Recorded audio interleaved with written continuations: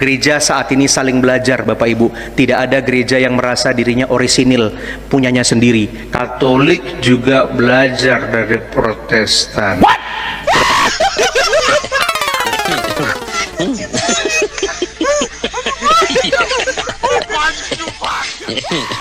Berarti peradaban ini juga Katolik yang belajar dari Protestannya.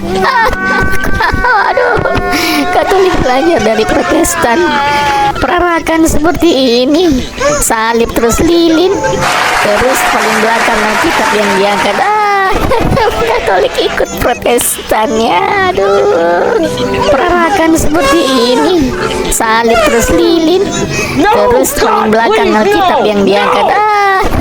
Katolik ikut Protestannya. Aduh, perarakan seperti ini, salib terus lilin, terus paling belakang Alkitab yang diangkat.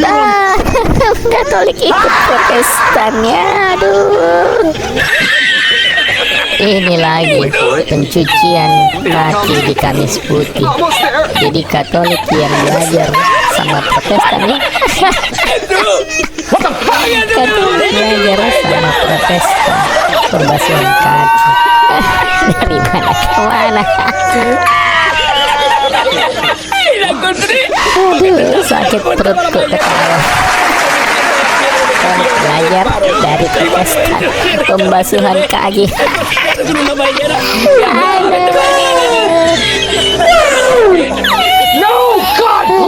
Sakit perutku ketawa. Katolik belajar dari Protestan pembasuhan kaki.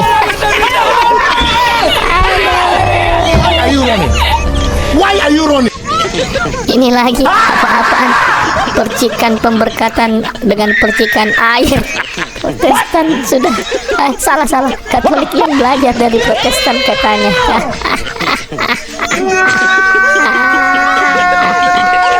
Katolik belajar dari Protestan.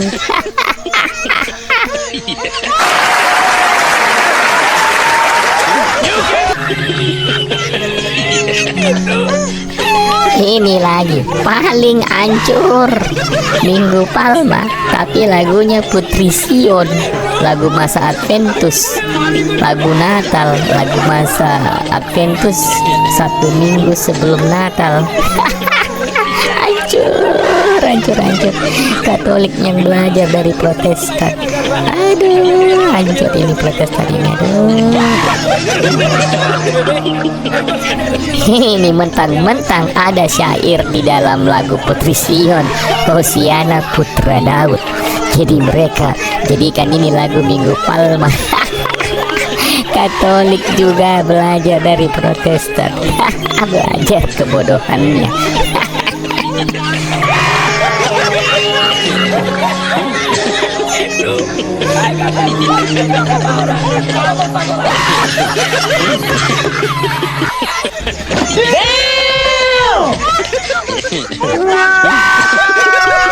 Wadaw, ini lagi Gilbert Lumondong sudah pakai kasulanya pastor, kasulanya Romo, apalagi altar. Lagi mau main romo-romoan dia.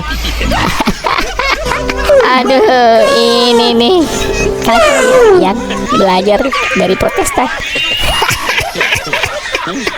Aduh, Katolik belajar dari Protestan.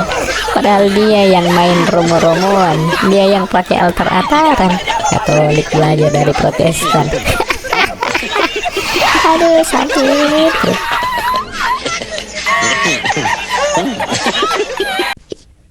Okay. Enough is enough. Now, let's get serious. Fenomena di mana banyak pendeta dari denominasi Protestan mulai menggunakan unsur-unsur liturgi yang berasal dari tradisi Katolik seperti Rabu Abu, Kamis Putih, penggunaan lilin, penggunaan altar, penggunaan percikan air suci, pemakaian kasula, bahkan bentuk penerimaan ekaristi yang mirip dengan tata cara Katolik dengan berbaris maju ke depan. Sebenarnya mencerminkan suatu kenyataan yang menarik, namun sering tidak diakui secara jujur oleh orang-orang Protestan, ya.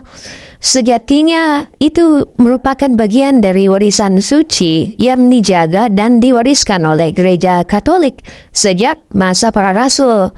Semua elemen itu, baik simbol, ritus, maupun pakaian liturgis, bukan sekedar tradisi manusia, melainkan bentuk nyata dari kehidupan liturgi gereja yang hidup di dalam terang wahyu Allah dan bimbingan Roh Kudus selama 2025 tahun. Misalnya Rabu Abu, Kamis Putih, Minggu Palma sudah menjadi bagian dari kehidupan liturgis gereja sejak abad-abad awal.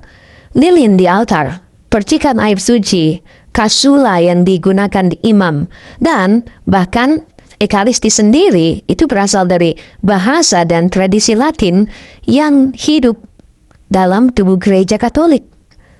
Saat banyak gereja Protestan mulai menggunakan kembali elemen-elemen ini, sesungguhnya mereka sedang, sadar atau tidak, mengambil dari kekayaan rohani gereja Katolik yang sebelumnya mereka tolak saat reformasi. Ini menunjukkan bahwa dalam pencarian akan makna yang lebih dalam dan keindahan ibadah, hati nurani banyak orang Kristen telah ditarik kembali kepada bentuk ibadah yang lebih sakramental, lebih kudus dan lebih mendalam, yang sejak awal sudah dijaga oleh Gereja Katolik. Namun ironisnya banyak dari mereka yang enggan mengakui bahwa mereka mengambilnya dari Gereja Katolik. Nah, mari, saudaraku dalam Kristus, ketika kalian menggunakan abu, air suci, menggunakan kasula, kalian sebenarnya sedang menyentuh kembali tradisi apostolik yang telah dijaga oleh gereja. Tradisi ini bukan buatan manusia, tetapi buah dari warisan para rasul yang hidup di dalam gereja yang satu, kudus, Katolik, dan apostolik. Maka jika simbol-simbol itu sudah kalian terima, mengapa tidak sekaligus kembali pada sumbernya saja? Mengapa tidak pula menerima otoritas gereja yang sudah menjaga semuanya dengan setia sejak abad pertama? Sebagaimana dikatakan oleh Santo Ignatius dari Antioquia, di mana ada uskup, di situ umat. Di mana ada Kristus Yesus, di situ ada gereja Katolik. Maka dengan penuh kasih saya mengajak siapa saja yang telah tersentuh oleh keindahan simbol dan liturgi suci ini untuk tidak berhenti pada bentuk luarnya saja, tetapi melangkah lebih dalam ke dalam persekutuan penuh dengan gereja Katolik yang adalah tubuh mistik Kristus di dunia ini. Kita akan bongkar pernyataan sesat dari pendeta ini bahwa Katolik juga belajar dari Protestan. Justru terbalik, Protestan yang belajar dari Katolik. Karena sebuah tradisi gereja itu dipelihara dan dijaga serta dilestarikan oleh gereja Katolik selama 2025 tahun. Bukankah Protestan yang justru meninggalkan tradisi gereja oleh karena doktrin sesat sola scriptura? Martin Luther, ya. Ayo kita bahas lebih dalam. Aku percaya akan Roh Kudus, Gereja Kristus yang kudus, persekutuan para kudus, pengampunan dosa, kebangkitan badan, kehidupan yang kekal.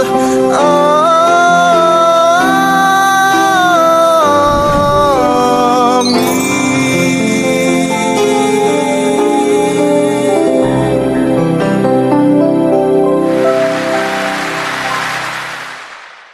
Membongkar manipulasi sejarah di kalangan Protestan di Indonesia.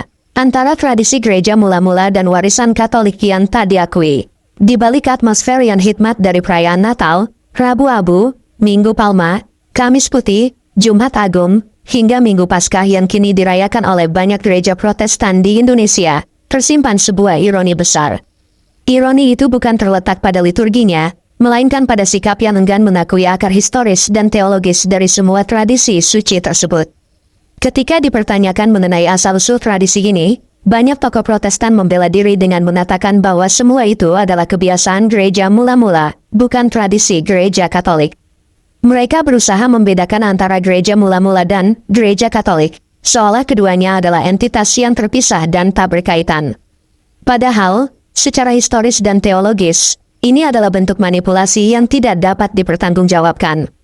Pertama, gereja mula-mula adalah gereja Katolik. Pernyataan bahwa tradisi liturgis itu milik gereja mula-mula, bukan Katolik, menunjukkan dua hal, ketidaktahuan akan sejarah atau penolakan untuk jujur terhadap sejarah. Gereja mula-mula tidak lain dan tidak bukan adalah gereja Katolik dalam bentuknya yang paling awal. Bahkan sebutan Katolik dari kata Katolikos yang berarti universal sudah digunakan sejak akhir abad pertama hingga awal abad kedua untuk menyebut komunitas gereja yang satu, kudus, Katolik, dan apostolik. Santo Ignatius dari Antiokhia, seorang uskup dan murid langsung Rasul Yohanes, pada sekitar tahun 107 menulis, di mana ada uskup, di situ umat, sebagaimana di mana ada Yesus Kristus, di situ ada gereja Katolik. Pernyataan ini bukan hanya doktrinal, tetapi juga historis. Ia menunjukkan bahwa istilah gereja Katolik bukan ciptaan belakangan, tetapi adalah identitas asli dari gereja yang dibangun Kristus di atas dasar Petrus sebagai paus dan para rasul lainnya dalam relasi kolegialitas antar uskup. Kedua, tradisi liturgis, siapa yang menjaga dan merawat. Dalam konteks sejarah, tidak bisa disangkal bahwa kalender liturgi, perayaan masa prapaskah, Trihari Suci atau Triduum, dan seluruh dinamika ibadat tahunan berasal dari praktik gereja Katolik yang dikembangkan dan dijaga selama 2 milenium. Jika Protestan hari ini merayakan dan mengenakan abu di dahi pada Rabu Abu, membawa daun palma, merayakan dan mencuci kaki pada Kamis Putih, merayakan dan menyembah salib pada Jumat Agung, menyalakan lilin pada ibadat malam Paskah, atau memadukan warna liturgis seperti ungu, merah, dan putih dalam ibadah mereka, itu semua diadopsi dari warisan Katolik. Bahkan struktur ibadah beberapa sekte Protestan yang menyerupai misa, dengan liturgi sabda dan liturgi ekaristi berasal dari tradisi patristik yang terus dirawat oleh gereja Katolik, dan bukan hanya dari hasil pembacaan Alkitab semata. Sayangnya, ketika ditantang untuk mengakui bahwa adopsi atas tradisi-tradisi ini membuktikan cacat fatal dalam doktrin sola scriptura, banyak tokoh Protestan memilih bermain retorika. Mereka mengatakan, kami tidak mengambil dari Katolik. Kami hanya kembali pada gereja mula-mula. Padahal, tidak ada jalan pintas dari abad pertama ke abad ke-21 tanpa melewati jembatan gereja Katolik. Menolak pengakuan ini sama saja dengan mencuri warisan leluhur dan menghapus nama pewaris sahnya.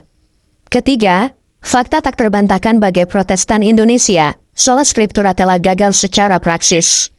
Disinilah letak kontradiksi internal yang semakin terang, doktrin sola scriptura yang selama ini diagungkan sebagai pilar reformasi justru ditinggalkan secara praktis.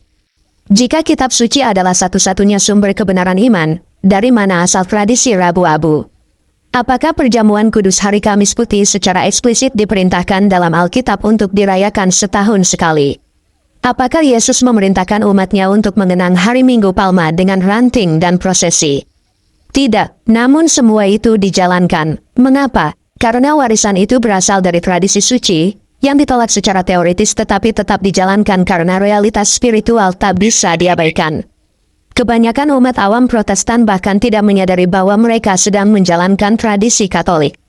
Para pemimpin mereka, alih-alih mendidik dengan jujur, malah membungkus fakta itu dengan slogan manipulatif, ini bukan Katolik, ini gereja mula-mula.